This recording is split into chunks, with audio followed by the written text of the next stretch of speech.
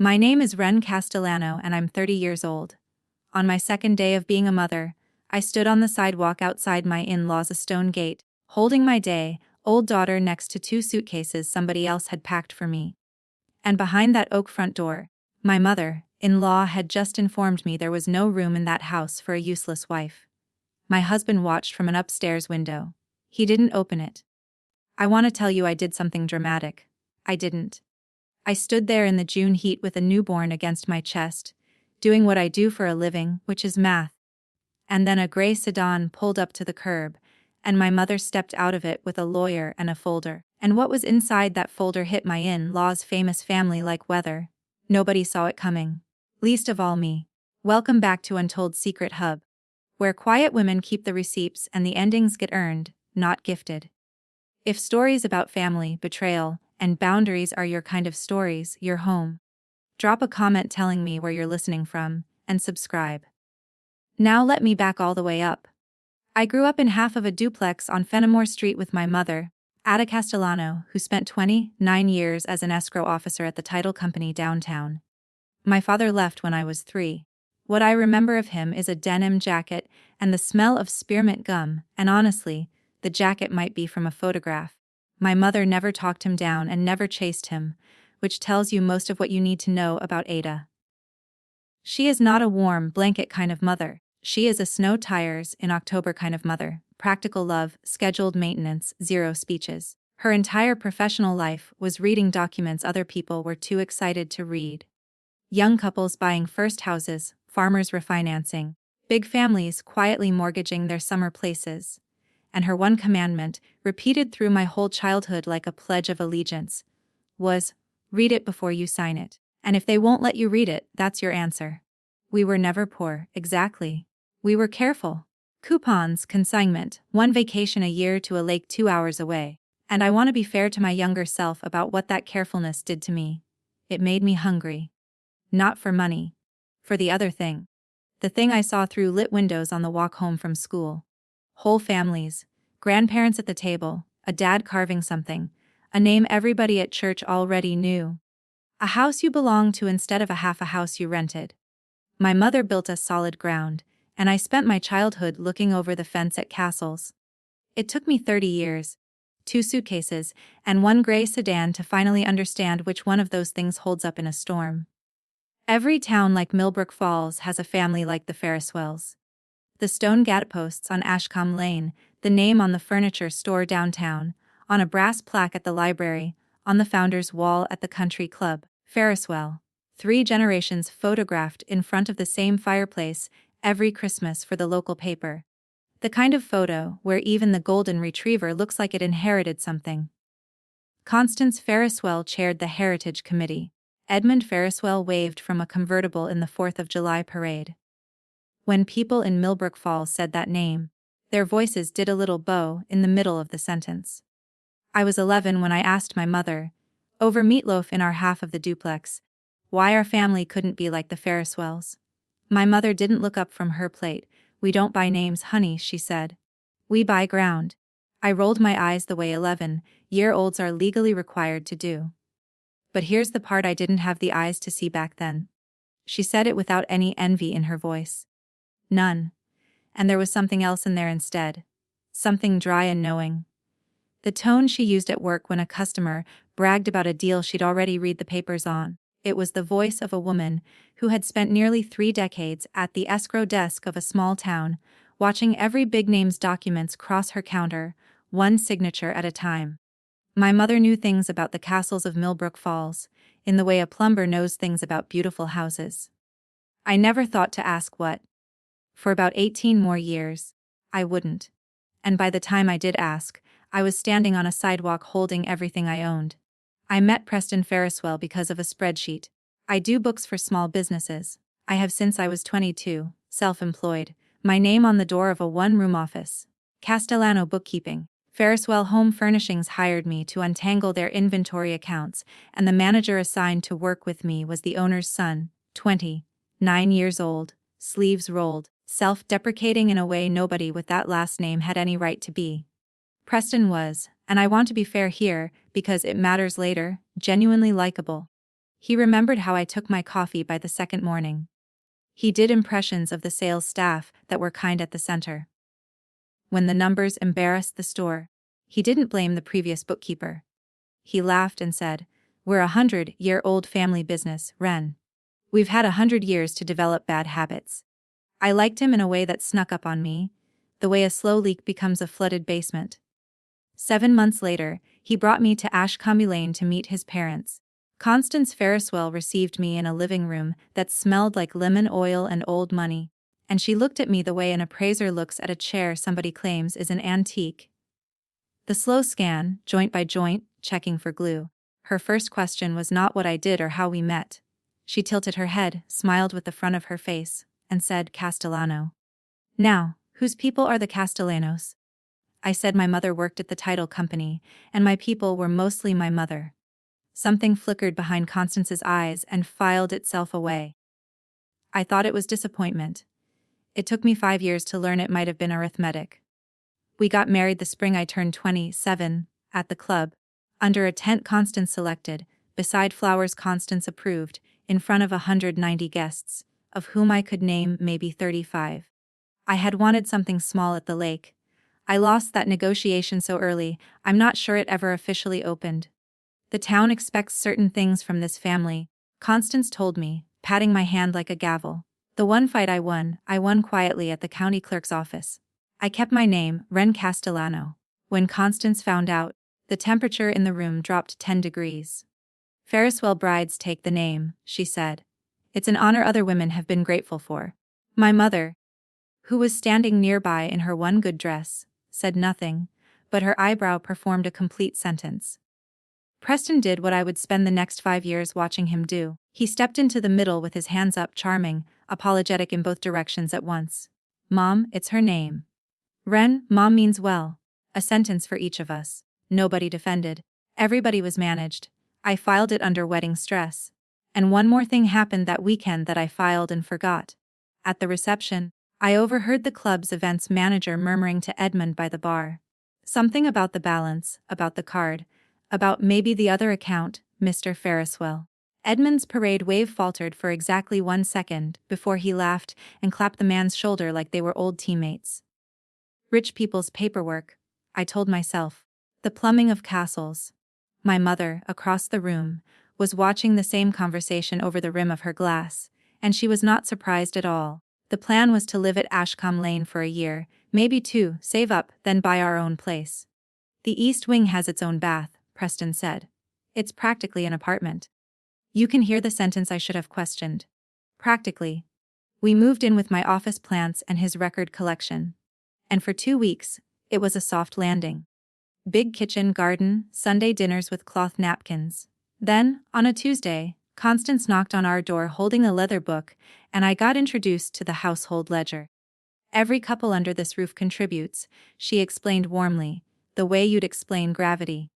Our share came to $750 a month toward the household.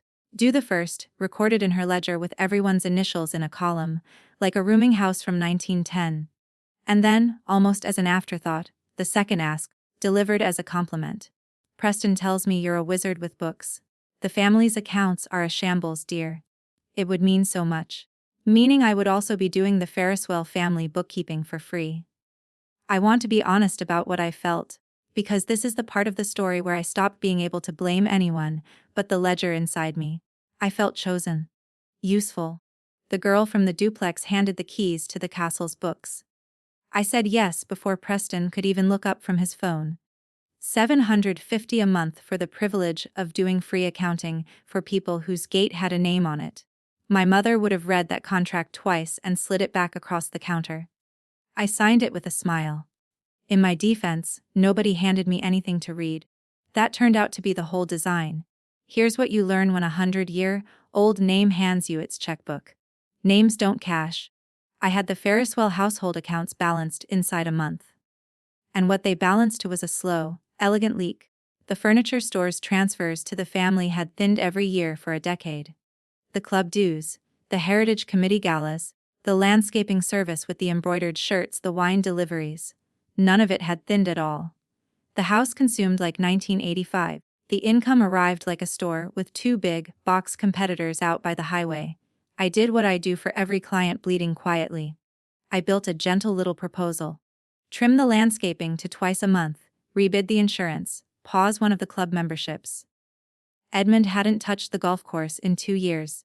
I presented it after Sunday dinner with the soft voice I use on proud old shop owners.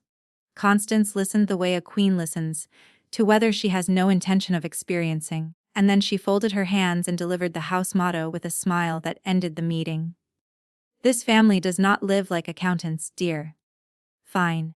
But one line in those books would not leave me alone. Every month, $860 went out to something called Larkwell Servicing LLC. Autopay, memo line blank, going back years. No file, no folder, no explanation anywhere in the drawer of documents Constance had surrendered to me. It wasn't insurance. It wasn't the store. When I asked Constance, she said, Edmund handles that, in the same tone as the motto.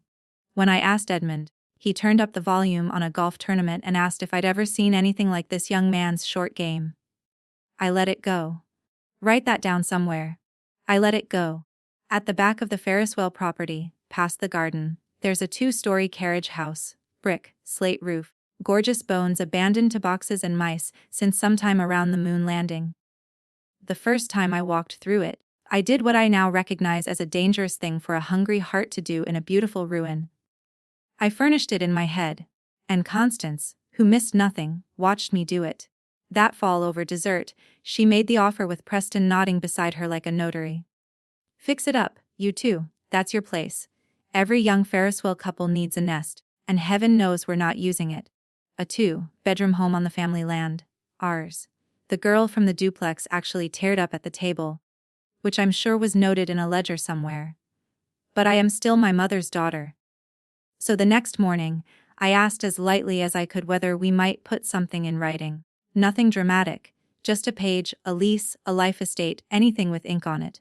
Constance looked at me with gentle, wounded amusement.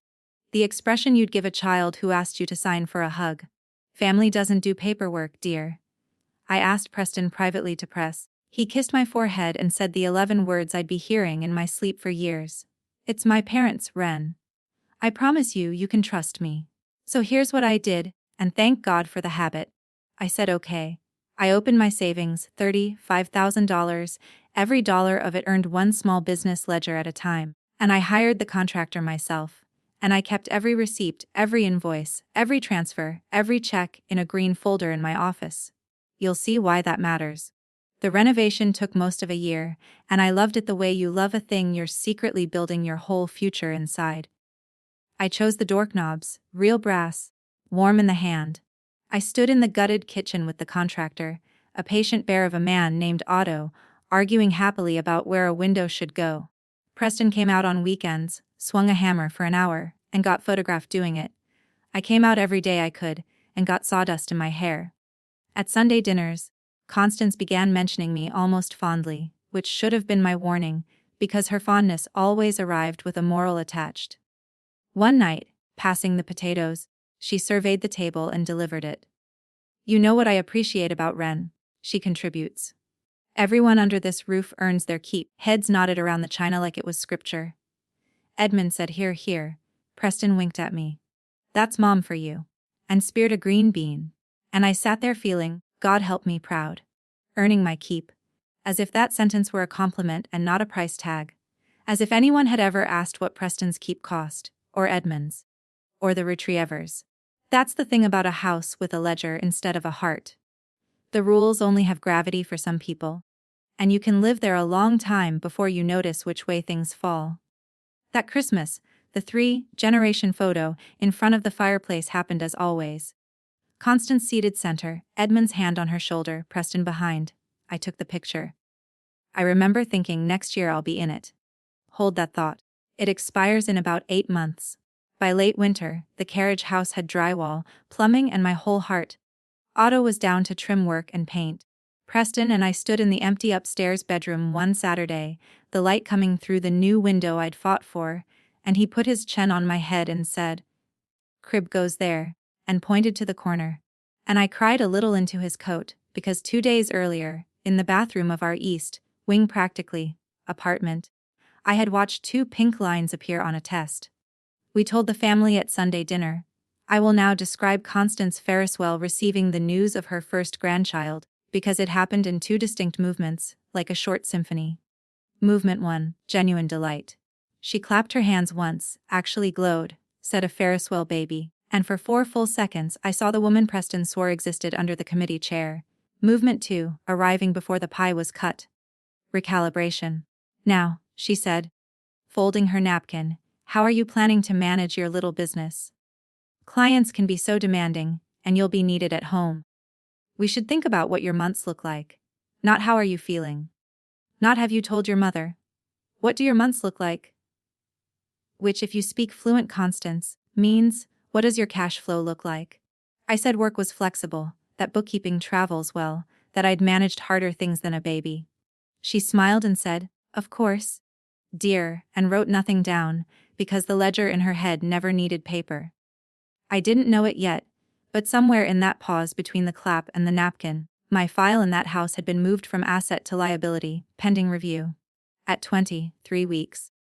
I started bleeding on a Tuesday morning, and spent the night in a hospital bed, listening to my daughter's heartbeat gallop on a monitor, which resets your entire definition of what matters.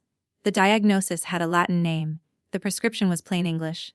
Bed rest, modified, until delivery. No commuting to clients, no lifting. Stress, the doctor said, looking at me the way doctors look when they mean it, is not optional to avoid. It's medical. Preston held my hand and said all the right things in the room. My mother drove down before dawn, and said almost nothing, which from Ada is devotion, and left a cooler of food in my refrigerator labeled by day of the week. And my income dropped through the floor. I kept 4 clients I could serve from a laptop in bed. I lost 8. The first of the month came. For the first time in 3 years, I could put $400 into the household envelope instead of $750. I wrote a note explaining, promised to catch up, and slid it under Constance's ledger like a schoolgirl leaving an apology on a teacher's desk. Nothing was said. That's the part people don't understand about houses like that. Nothing is ever said. Instead, 2 mornings later, the ledger appeared on my breakfast tray, open to the contributions page, my initials at the top of a column, and next to the current month, in Constance's fountain. Pen hand a small, neat red circle. That was all. A red circle delivered with toast. Preston said, I'll cover it, don't stress. Remember what the doctor said. And then his next paycheck from the family store came up short. Because, he said, rubbing his neck, the store's a little tight right now. The store, tight. File that next to Larkwell Servicing, $860 a month, memo line blank. Here's how a house disappears. You by degrees politely at dinner. 3rd trimester I was allowed downstairs for meals, and I sat at that cherrywood table like a chair that talked. Conversation flowed around me. The committee, the club, the neighbors' addition. If I mentioned the nursery, subject changed within 2 sentences. Constance developed a repertoire of stories that all had the same moral, delivered to the table at large while looking at no one, which meant me. When I was carrying Preston, she'd say ladling soup, I hosted 40 people for Edmund's parents' anniversary on my feed all evening. Women of this family have never been delicate. Edmund would nod at his soup. And Preston. I want to be precise about Preston, because he's not a villain. He's something that costs you more slowly. Preston got quiet, not cold, quiet. He'd squeeze my knee under the table, a private telegram. Sorry, you know how she is. And say nothing above the tablecloth.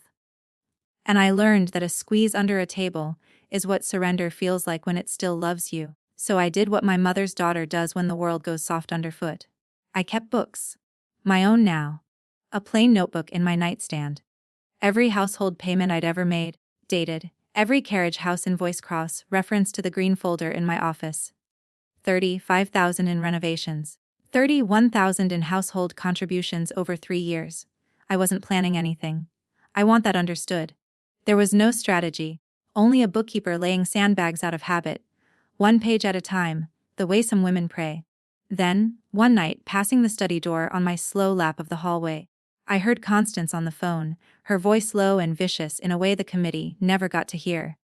I understand the situation, but this household cannot carry a mouth that doesn't work.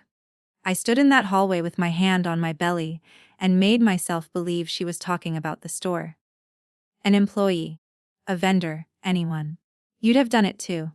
At 8 months pregnant, on doctor-ordered calm, you ration what you're able to know. But I'll tell you who has never once lied to me. Paperwork.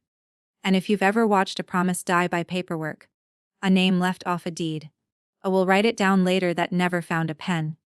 Put it in the comments, because this next part will feel like your own memory. The carriage house was finished. Finished. Otto had walked me through on a video call. Brass knobs warm in the afternoon light. My window exactly where I'd fought for it. I proposed the obvious. We'd move in before the baby came, get settled, set up the crib. 10 steps from the main house, but a door of our own. And the stalling began, so smooth it took me 2 weeks to recognize it as stalling. After the final inspection, dear. There was no inspection, I'd hired the contractor. The insurance needs sorting first. I offered to sort it. I was reminded rest was medical. After the baby comes, we'll see about everything. We'll see.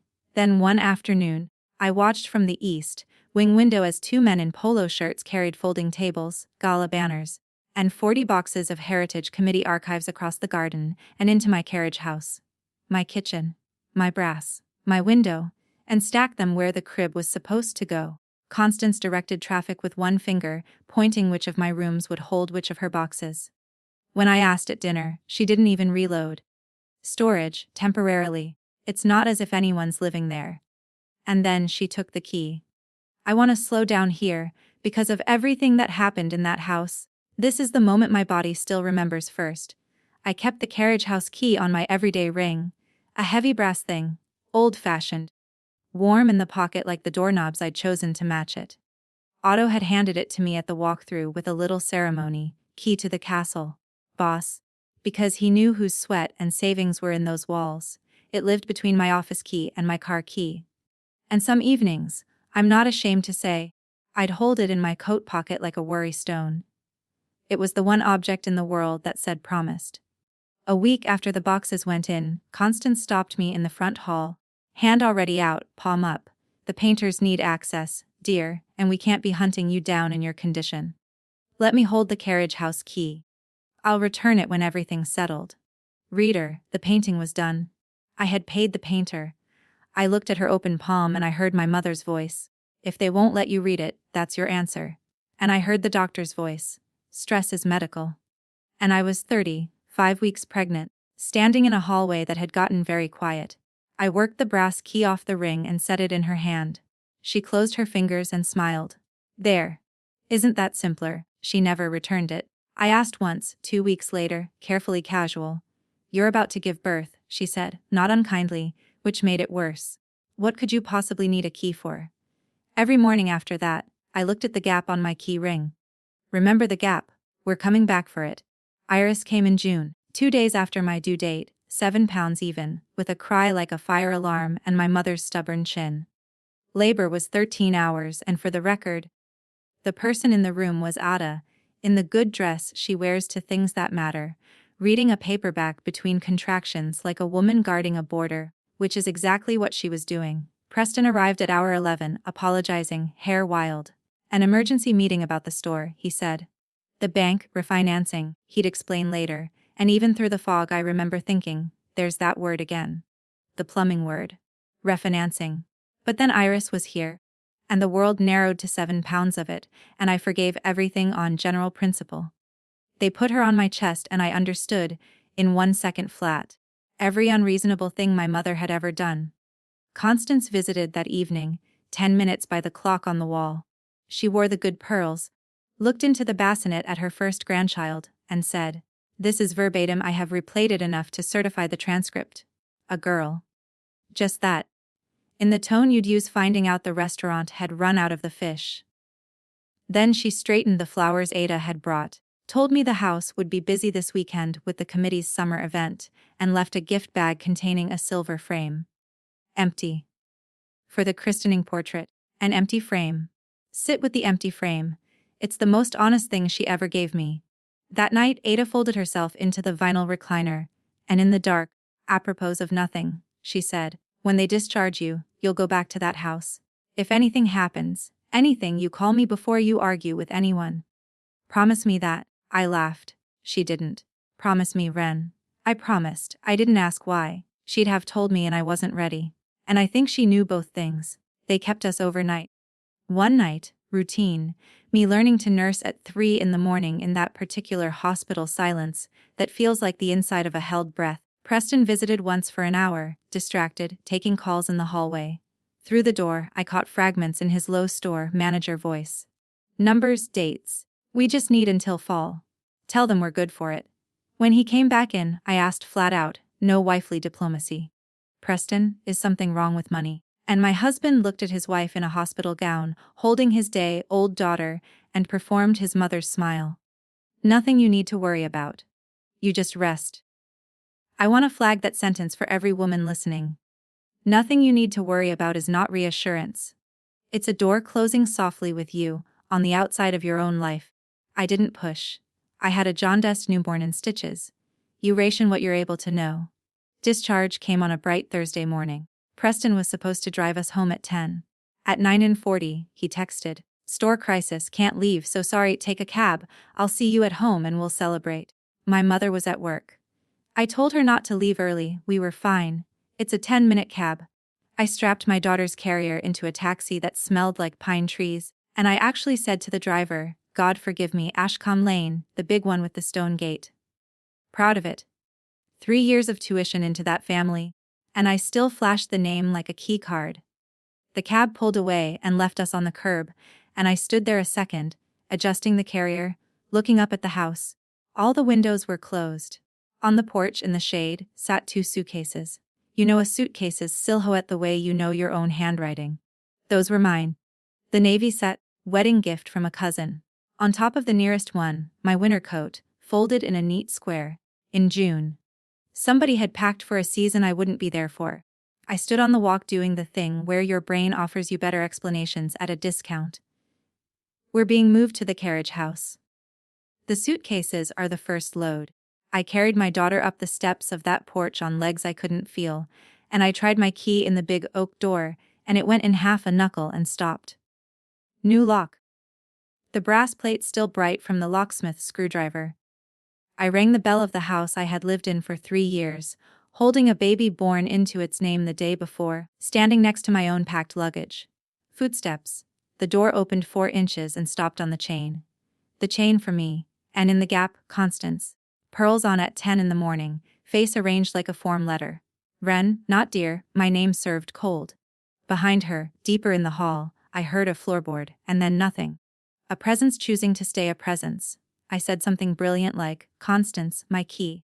And she looked at me through that 4-inch gap the way you look at a solicitor with a clipboard, and said the sentences she had clearly drafted, redrafted, and approved in committee.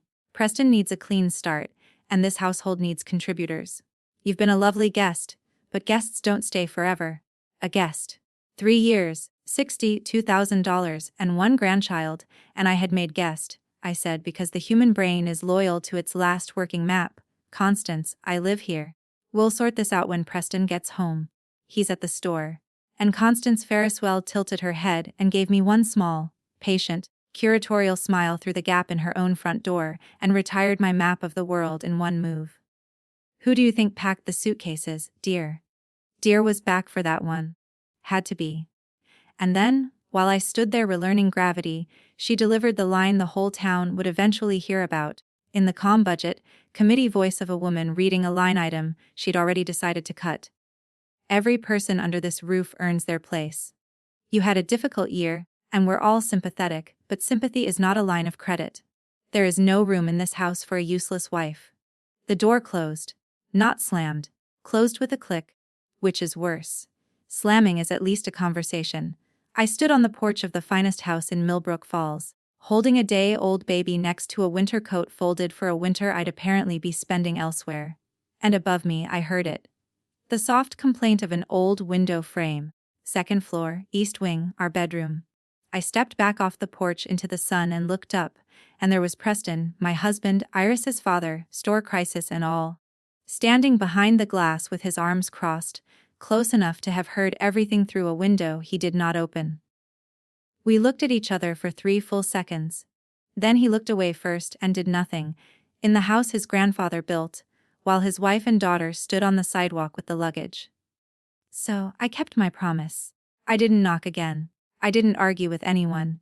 I sat down on the bigger suitcase, got out my phone, and called my mother. Mom, it happened. The thing you made me promise about. 4 seconds of silence on the line, and then my mother's voice, so level it scared me more than shouting would have. Are you and the baby safe?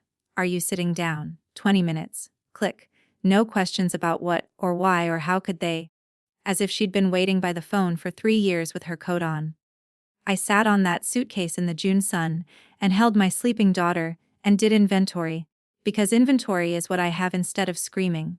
Curtains twitched across the street, the Delacroix's house, then the corner one. Millbrook Falls was taking notes.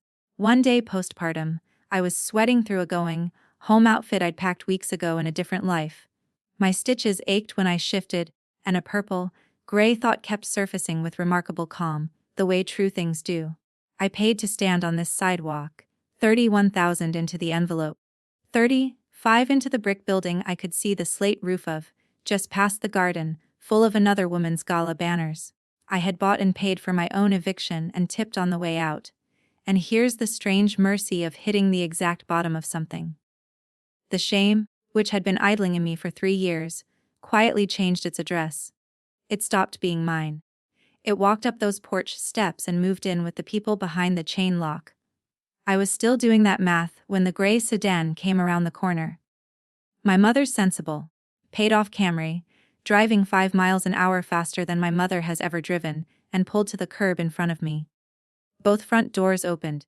Out of the driver's side came Ada Castellano in her work blazer, and out of the passenger side, carrying a leather briefcase, came a silver-haired man I'd never seen before in my life. Baby first, my mother said, and held Iris for 10 full seconds with her eyes closed, like drinking water after a long shift. Then she handed my daughter back, nodded at the silver-haired man, and said, Ren, this is Milton Frey. He's been my attorney for 11 years. Get in the car, both of you. I don't do business on other people's sidewalks. We didn't drive far. Around the corner, under the big elm on Conquest Street. Engine off. And there, in a parked Camry, with my newborn asleep in my arms, my mother opened the folder she'd been carrying, laid the first page on the center console, and turned my understanding of Millbrook Falls upside down like an hourglass. The letterhead said Bramblewood Notes, LLC. I heard my own voice say, Larkwell Servicing, $860 a month, memo line blank autopay, years of it. My mother looked at me sideways, almost apologetic. Servicing company collects it. But the note behind it. The note is mine. Reader, I do this for a living, so I didn't need the lawyer's translation, but I'll give you mine. The Ferriswell house, the stone gate, the oak door, the chain lock, all of it, carried a private mortgage, not from a bank. Banks had said no years ago, from a private lender through a broker, and private notes get bought and sold like used pianos. And 4 years ago, the note secured by the finest address in Millbrook Falls had been quietly purchased by a one-woman LLC registered to half a duplex on Fenimore Street. Mom, I said, you hold their house. Ada corrected me the way she'd correct a rookie at the escrow desk. I hold the debt sitting on their house. Different thing. A beat, most days. Milton said from the back seat, dry as an audit. As of 90 days ago, Mrs. Ferriswell's family is 12,100 behind. Which makes today less different than usual. Let me give you my mother's story the way she gave it to me. Parked under that elm, in the unhurried voice of a woman who has waited 4 years to be asked. 29 years at the escrow desk means 29 years of watching this town's paper. She'd seen the Ferriswell file cross her counter more than once. A refinance in the 90s. Another after the big box stores opened by the highway, each one a little more creative than the last. Names age like roofs, honey, she said. From the street you can't tell. From the paperwork you can. 4 years ago, the spring I got engaged to that address, a broker's flyer crossed her desk. Private note for sale, performing, well, secured, local. She recognized the address before she finished the first line. And Ada Castellano, who has never bought a lottery ticket in her life, cashed out a retirement CD and bought the mortgage on the Ferriswell family home. I asked the obvious. Why, she was quiet a second. Hands at 10 and 2 on a parked steering wheel. Because my daughter was going to be living under that roof, and I'd read what was holding the roof up. You buy the field between your house and a wildfire, Ren. That's all this ever was. She never told me because. And here she looked at me with the only apology her face makes. If you'd known, you couldn't have lived there, honest. And if they knew, you'd have paid for it in 100 small ways. So the LLC stayed quiet, and when they ran 90 days behind last spring, I told the servicer to be patient. A pause, 10 and 2. I was patient because my daughter and my grandchild slept in that house. This morning, your mother-in-law solved that problem for me. She turned the key. Buckle up, we're going home to feed the baby. Then you're going to tell me what you want. That night, at my mother's duplex, my old room, a crib assembled by Milton Frey, of all people. In a dress shirt and reading glasses, I nursed Iris at 2 a.m. and stared at the folder on the dresser. And I'm going to be honest with you about the tide that came through me, because this channel doesn't sell saints. I thought about foreclosure. I let myself walk all the way through it. The notice in the paper. The committee reading it, an auction sign zip tied to the stone gate. Constance carrying her own suitcases down those porch steps while the Delacroix curtains twitched. I tasted it. It tasted the way sugar tastes when you're sick. Right then wrong. Because at the end of that daydream, every time was Iris, 5 years old, asking why the other grandma lived nowhere, and me handing her a war for an inheritance. So I did what I do. I took the pencil off my mother's nightstand. She keeps one there, of course she does. And in the back of the baby's feeding log, I wrote 3 lines like a bookkeeper closing a hard year. Option 1, burn it down. Option 2, use the note to force the door back open, make them take me in, the wife with the leverage. Option 3, collect what is mine to the dollar and close the account. I looked at option 2 the longest, I'll admit it. The old hunger has a long tail. Living in that castle, knowing they had to be polite to me. And then I heard it in Constance's voice. Earns her keep, with a lean toward a leash, and realized option 2 was just the same house with the collar on the other neck. My phone lit up. Preston, Mom went too far today. Give it a few weeks to cool down and I'll bring you home. We'll talk. A few weeks. From the man watching from a window. I put the phone face down, and I drew a circle around option 3. In the morning, my mother made eggs, set 2 plates, sat across from me the way she used to before school, and asked her question with the salt still in her hand. I can call that loan tomorrow, Ren. Accelerate, foreclose the whole parade. Milton says we'd win ugly, but win. Or I can shred the file, and sell the note back to some pension fund, and we let gravity handle the Ferriswell family, because gravity always does. It's not my sidewalk they stood you on. She set the salt down. So it's not my call. What do you want? And I heard the question underneath, the one she'd been asking my whole life in snow tires and labeled coolers. Who do you want to be about this? I looked at Iris in the bassinet, 2 days old. Running a fever of exactly nothing, owing nothing, signed up for nothing, and I answered as the thing I am, which turns out not to be a Ferriswell or a victim, but a bookkeeper. I want to close the account. Correct to the dollar. And done. Here's what that meant, drawn up at the kitchen table by Milton over the second pot of coffee. 1. The acceleration notice gets delivered. Real, legal, loaded, because the Ferriswells do not answer doors unless the knock is heavier than they are. 2. My civil claim rides with it.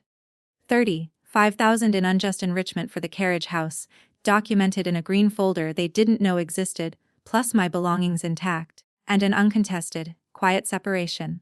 3. The trade. If they make me whole and behave, Ada restructures the arrears and sells the note to a boring institutional servicer.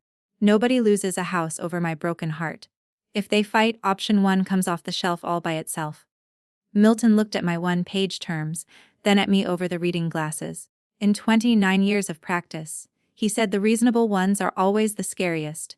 Milton worked fast. By Monday he'd reached the Ferriswells' longtime attorney, a courtly old firm downtown that had handled Ferriswell matters for 2 generations, and, Milton noted with cocktail party dryness, had not been fully paid for the last one. The attorney's first response was the town's favorite lullaby. Surely this is a misunderstanding. The family's standing, a private matter best kept private. Milton let him finish, then read him 2 numbers. The arrears and the recorded instrument number of the mortgage. The line went quiet the way a room goes quiet when the auditor takes off his coat. A meeting was proposed for Thursday at the firm's office. Neutral ground, dignified. And this is the one thing in the whole campaign I overruled. No, I said, the porch. Everyone looked at me. My mother, Milton, even Iris had opinions. I'd thought it through the night before, feeding her at 3 a.m., which is when I do my clearest thinking now. For 3 years, every hard conversation in that family had happened on their terrain, at their table, under their portraits, with me in the guest chair. The one time the terms were truly theirs, they'd chosen a chain, locked door and a sidewalk, in public, where the whole street could watch me learn what I was worth to them. The papers concern the house, I said. The papers can visit the house. 10 a.m. Thursday, we used the front door. Milton allowed himself 1 millimeter of smile and made the call. Thursday morning, I dressed in the blazer I wear to client audits. Not new, not borrowed, mine, bought with bookkeeping money, and left Iris with Mrs. Delacroix next door, who raised 4 babies and treats guarding one as a paid vacation. In the car, my mother handed me the folder and said one thing. You knock. We drove through Millbrook Falls slow. The stone gate came up on the right like a headline. 10 a.m. Thursday. 3 of us on the porch where my suitcases had sat, me in my audit blazer, my mother in her work one, Milton with the briefcase. I knocked, per instructions, 3 even raps on 100-year-old oak, footsteps, the chain sliding off, and Constance Ferriswell opened her front door in full regalia, pearls and posture, with the expression preloaded, the form letter, the guest doesn't stay, and she got as far as Wren. This is not, before Milton stepped forward with the mild bearing of a man delivering a casserole and held out a business card and a single white envelope. Milton Frey, ma'am. Counsel for Bramblewood Notes LLC, holder of the note and mortgage recorded against this property. You'll want to read this before you finish that sentence. I watched her hands take the envelope on committee autopilot. I watched her read notice of default and acceleration. And I want to describe precisely what happened to Constance Ferriswell's posture, because I had 3 years of her posture, and this was new. It broke from the top down in stations, the eyebrows first, then the set of the mouth, then the shoulders, then the hand that went out and found the doorframe of the house her name was mortared into and held it the way you'd hold a railing on ice. This is, she started, and her voice came out without any committee in it at all. What is this? Edmund pays. There's a servicing company. This is some trick. My mother, who had said nothing yet, spoke exactly one sentence in the tone of 29 years of escrow desks. The servicer collects it, Constance. I own it. Shall we do this in the doorway or at your table? I've heard so much about it. And for the first time since the invention of the Ferriswell family, the door on Ashcombe Lane opened all the way for a Castellano. We sat at the cherrywood table, and I noted from a great inner distance that for the first time in 3 years, I was seated at its middle, not its edge. Edmund was summoned from the den and arrived already gray, which told me the words default and acceleration were not new to him, only the name behind them was. Milton laid the papers out in a clean row like surgical tools. The note endorsed and assigned. The recorded mortgage. The payment history, those 860 auto payments, memo line blank, marching backward for years. And the arrears summary, 12,190 days, itemized. Nobody touched the pages. Constance stared at the assignment, the line where the note passed to Bramblewood Notes LLC 4 years ago, and you could watch her doing archaeology, digging back through every Sunday dinner, every red circle in her ledger, every dear, recalculating who exactly had been sitting in the guest chair.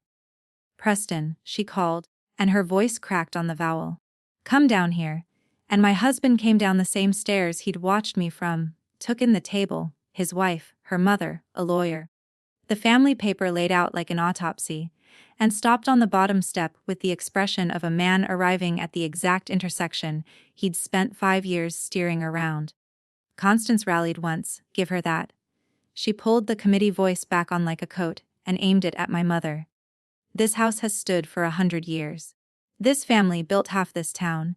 If you think a bookkeeper's mother with some LLC is going to frighten. My mother let her finish. Ada Castellano has never once interrupted anyone. She says the ends of sentences are where people confess. Then she folded her hands on the good table and put it down like a foundation stone. We don't buy names, Constance. We buy ground.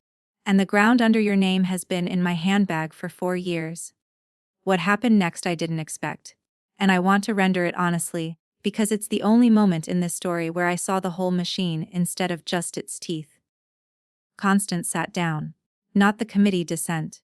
She dropped the last 2 inches, and the pearls swung, and for a moment she was just a 62-year-old woman at a table she'd spent a life defending. "You think I was born at the head of this table," she said to no one, to the portraits maybe. "I came into this family with 1 suitcase. I ate at the children's table for 10 years. 10 Christmases before Edmund's mother let me so much as hold a serving spoon. Everyone who enters this house pays. That is how a name survives. I paid, and I paid, and I." And then she heard it. She heard her own accounting said out loud in front of a bookkeeper, and the sentence died in the middle, and her eyes came up and found mine. And for 2 full seconds, the only honest ones we ever shared, we understood each other perfectly. She had been me. She'd just decided the fee was legitimate because she'd paid it. I didn't gloat. There was nothing to win from her anymore. I opened my folder and slid 1 page across.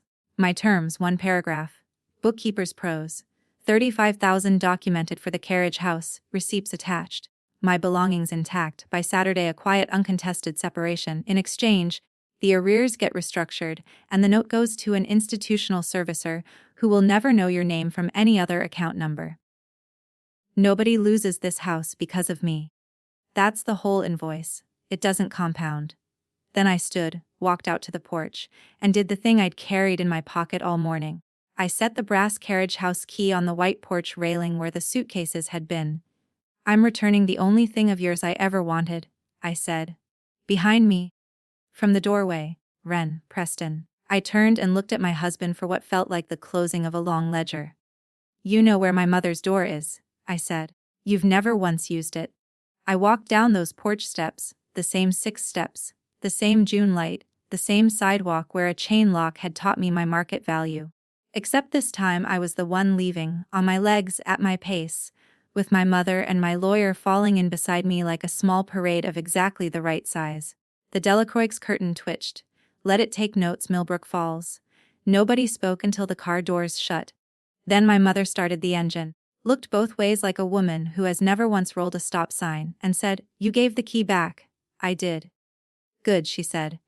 And that was the entire debrief, and it was enough. Because we both knew what I'd really left on that railing. Not brass. The whole idea. The one I'd been carrying since the lit windows of my childhood. That somewhere behind a stone gate there was a table with my name on it, if I could just contribute enough to deserve it.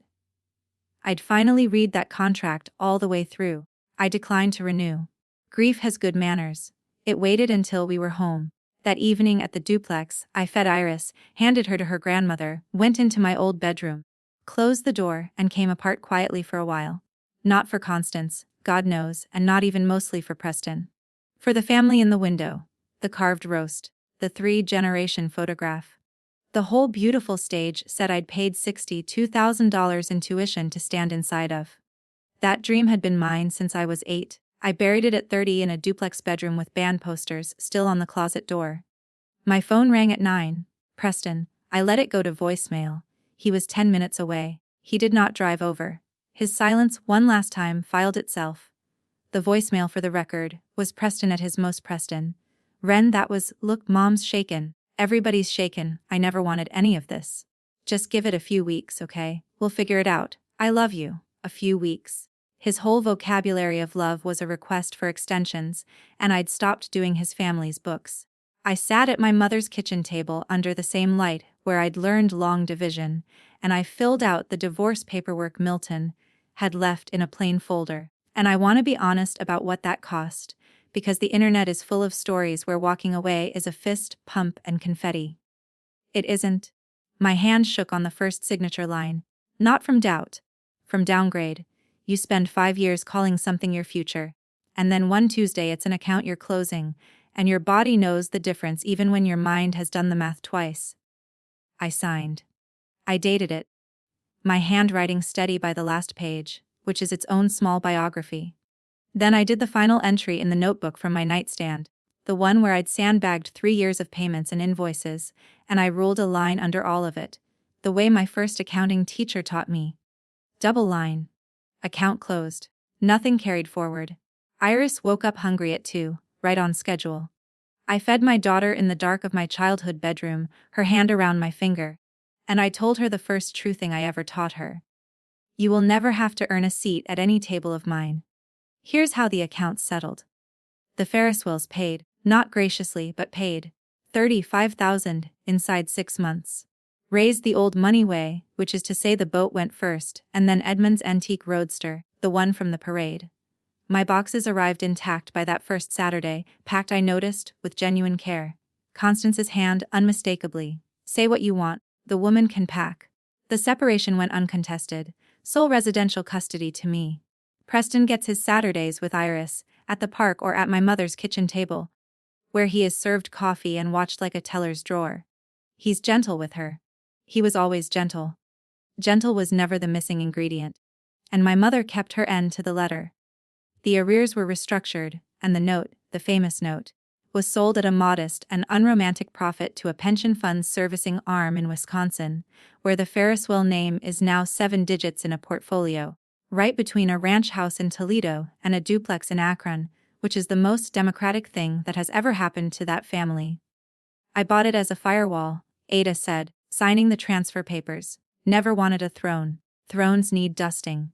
But gravity, as my mother says, always does the bookkeeping eventually. The following spring, a tasteful sign appeared outside the stone gate on Ashcombe Lane. The finest house in Millbrook Falls, sold in August, to a perfectly nice orthodontist family with a trampoline. God bless them. And the Ferris wheels moved to a townhouse near the club, where the Heritage Committee meets in Constance's front room now.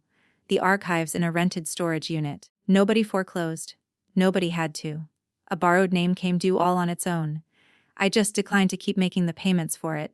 The town gasped for one season and then, being a town, moved on to newer weather. As for me, Castellano Bookkeeping reopened that fall. Same one-room office, new sign painted by a client's daughter. My 8 lost clients came back and brought friends. Small towns keep score fairly in the long run, whatever their committees say. And a strange little side practice grew up on its own, referral by whisper.